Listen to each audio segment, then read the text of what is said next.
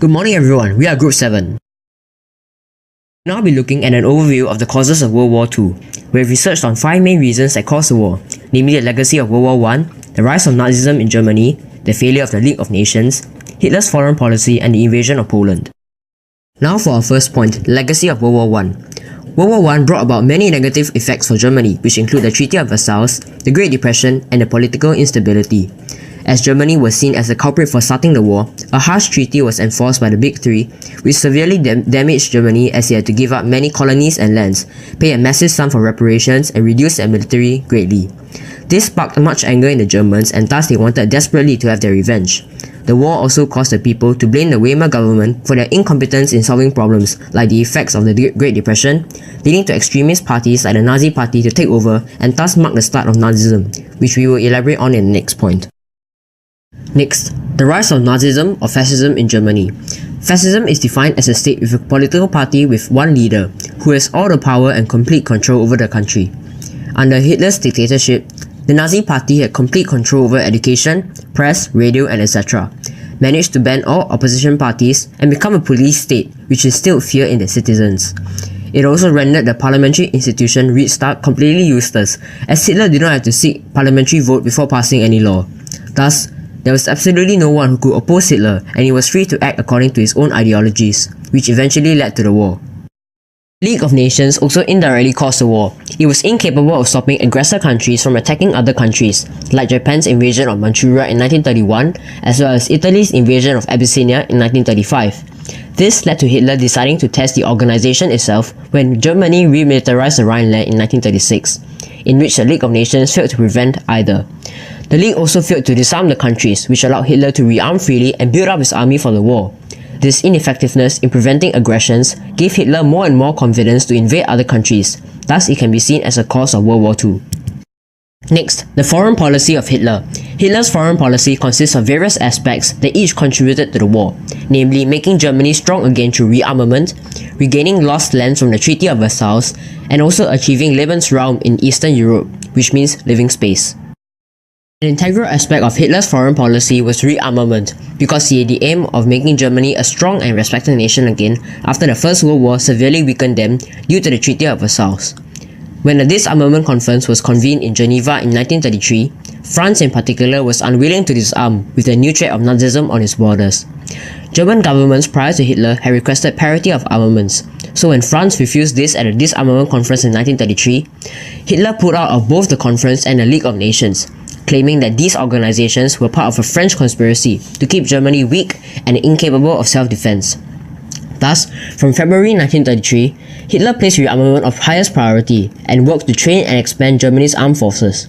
For example, Hitler started an air force called Luftwaffe, which had around 2,500 planes. And by 1935, the army had increased from 7 to 21 divisions. Conscription was reintroduced in 1935, and the army increased to 36 divisions and over 500,000 men.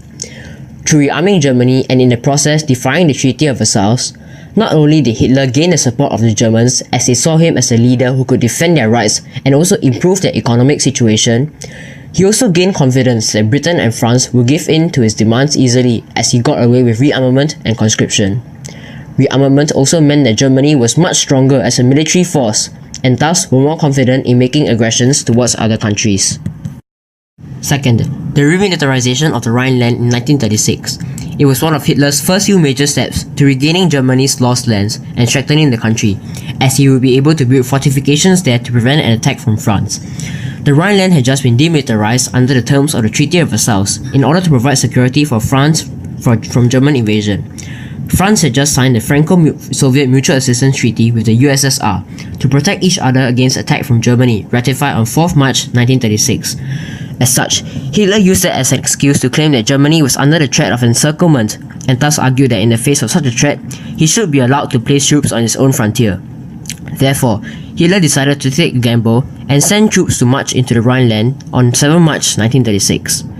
Even though this is viewed as a dangerous action likely to provoke a response from Britain and France. However, no action was taken by either the British or the French and the League of Nations to stop the remilitarization, despite the fact that Germany invaded with a relatively weak force. Through this, Hitler once again gained confidence that Britain and France would give in to his demands for the fear of another war. With his successes previously to boost him, Hitler then turned his attention to his homeland of Austria, where the people were mainly German. In Mein Kampf, Hitler already made it clear that he felt that the two states belonged together as one German nation. Thus, Hitler encouraged a strong Nazi party in Austria to stir up trouble for the government by staging demonstrations and rioting, calling for a union with Germany. Hitler then pressured the Austrian Chancellor Schuschnigg into agreeing to it.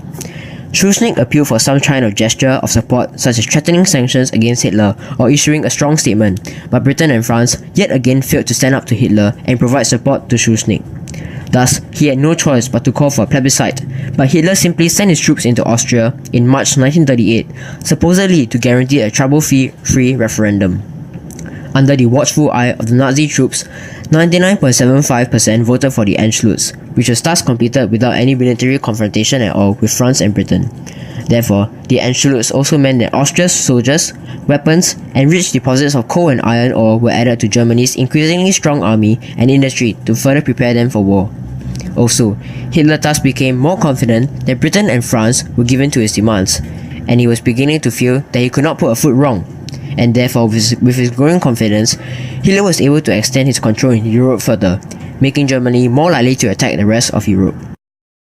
The Austrian Anschluss, Hitler wanted to attack Czechoslovakia as well. However, unlike Austria, Britain, France, and the USSR had all promised to support Czechoslovakia if it came to war. But in May 1938, Hitler had already made it clear that he intended to fight Czechoslovakia if needed. As such, all through the summer, the tension rose in Europe, and in September, the problem reached crisis point.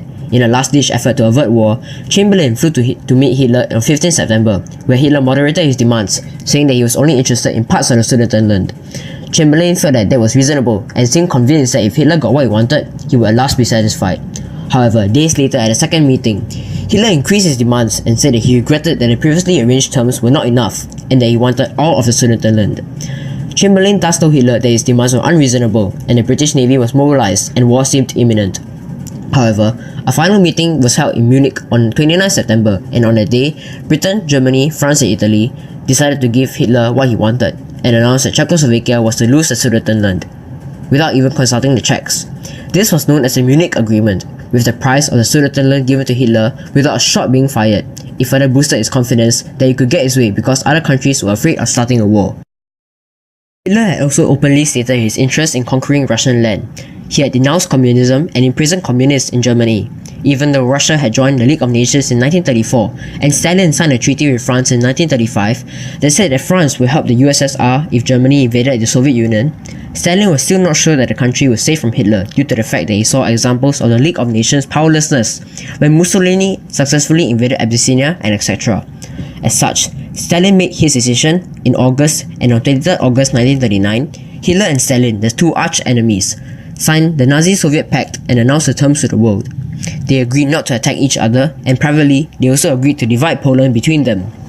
For Stalin, the Nazi-Soviet Pact gave him time to build up forces for future war with Germany, and also gave him some territory that had once been part of Russia. For Hitler, not only did the pact give him half of Poland and ensure that he would not face a war on two fronts if he invaded Poland, it also gave him the confidence to defy the warnings of Britain and France and to attack Poland, starting World War II. Even though Hitler signed a non-aggression pact with Poland in 1934, he always had his sights set on conquering Poland, and he signed the pact merely because Germany was unable to take any action against Poland at that stage.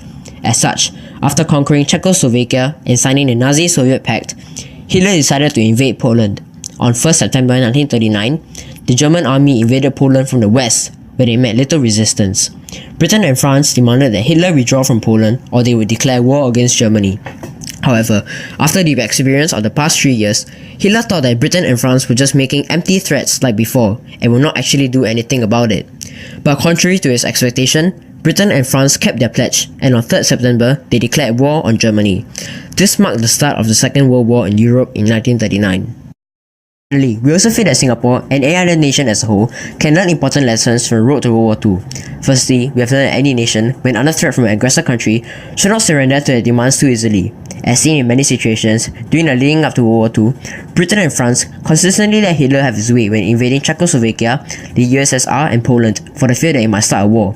If the League of Nations had perhaps enforced more sanctions and took more decisive action against Germany when Hitler was continuously pushing the boundaries and disobeying the Treaty of Versailles, the extent of the damage caused by Hitler could have been reduced and the war could even have been prevented. Here are the allocations of the roles for this project. Thank you for your kind attention.